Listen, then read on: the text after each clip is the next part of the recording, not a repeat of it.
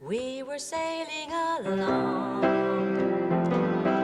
on Moonlight Bay. We could hear the voices ringing. They seemed to say, "You have stolen my heart. Now don't go away." As we sang so sweet song on Moonlight Bay.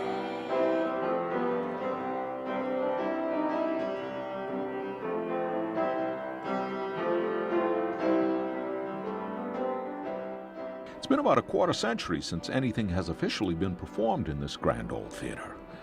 A quarter century of neglect, of one of the most unique architectural treasures in all of America. Just look at this. I'd call it dust-covered perfection. Everything is intact. Even the backdrop was here when the building was inaugurated in 1908. And where are we? We're in the Rochester, New Hampshire Opera House, which is part of the Rochester City Hall.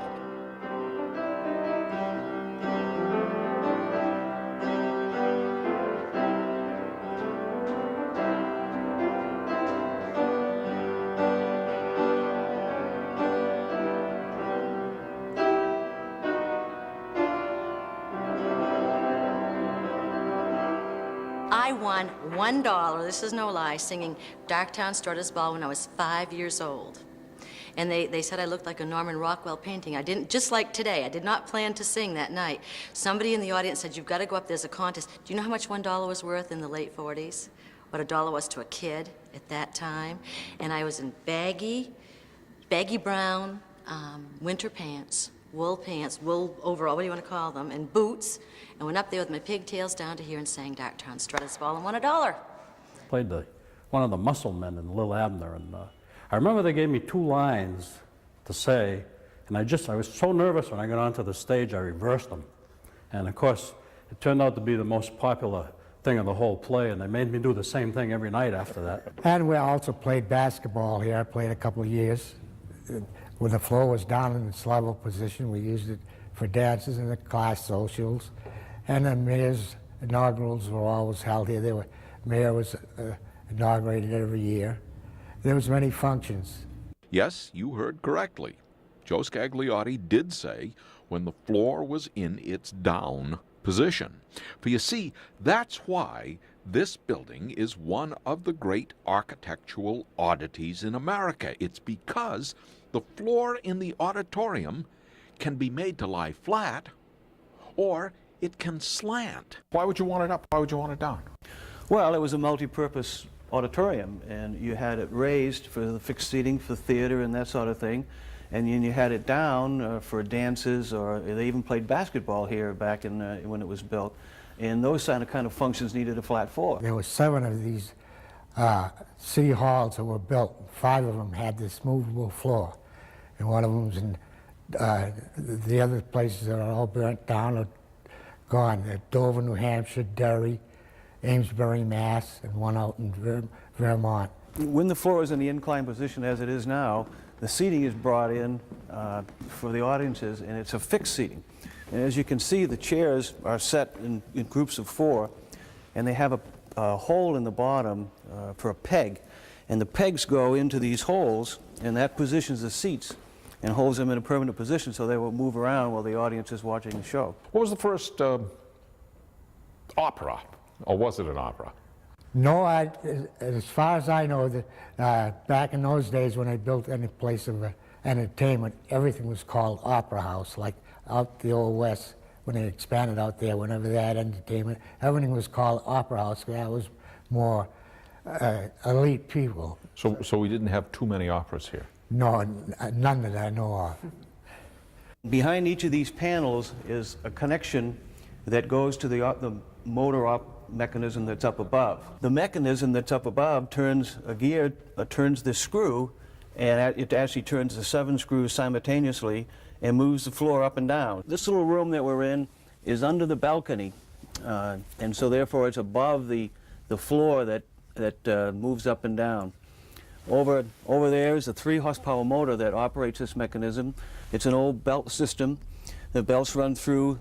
In the back here is a double belt with a crisscross that allows reversing. This handle here is what operates the floor as you move it either up or down, which direction you want it to go in. That operates that reversing mechanism that drives a shaft in the back that operates the 7 screws. When the operator was raising and lowering the floor, he obviously couldn't see that from where we are up here. So this chain right here goes up and across and goes all the way down, is actually attached to the floor. And so when the floor was raised up, this counterweight would come down.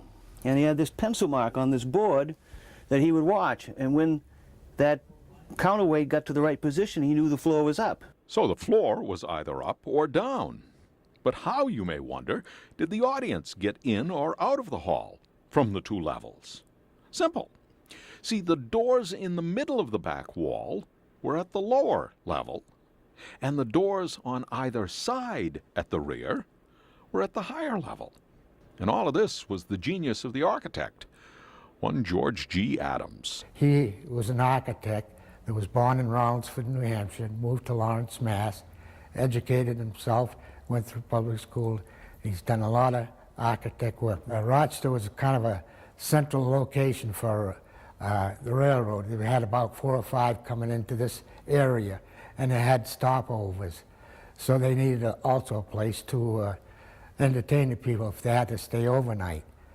And well, at that time, there was only a population of about 9,000, and they got together and raised the money, and they built this for the city. For a sum of?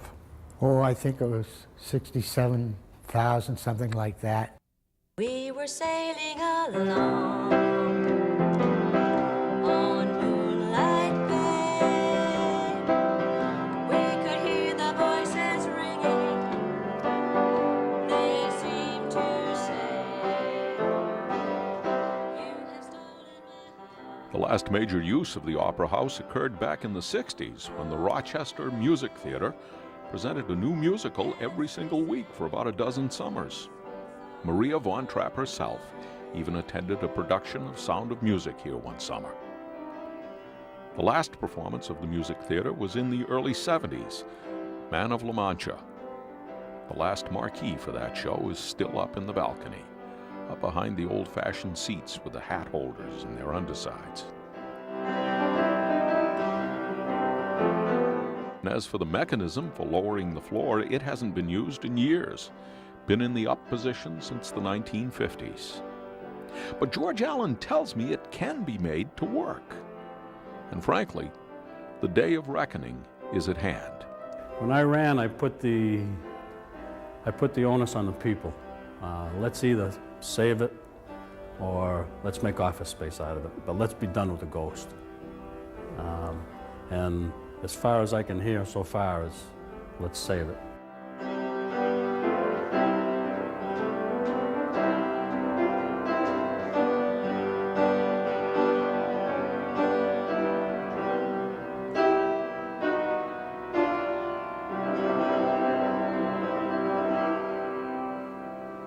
My mother, seriously, was born in 1903. She performed on this stage. That's no lie. It has to be saved.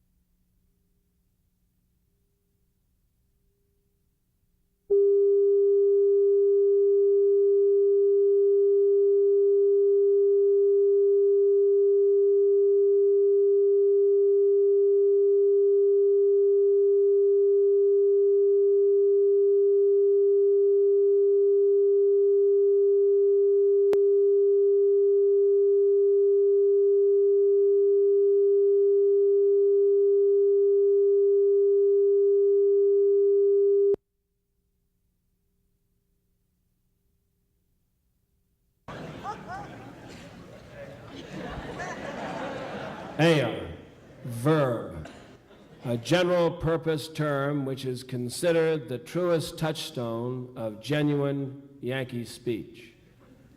Approach this word with extreme caution. It goes something like this. There's about 432 varieties. Here's a few of the basics. You'd get the general air, like, nice day out, ain't it? Yeah.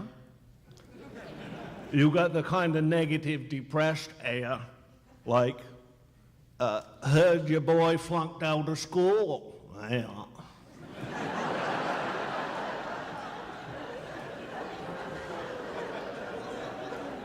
You got the positive, upbeat.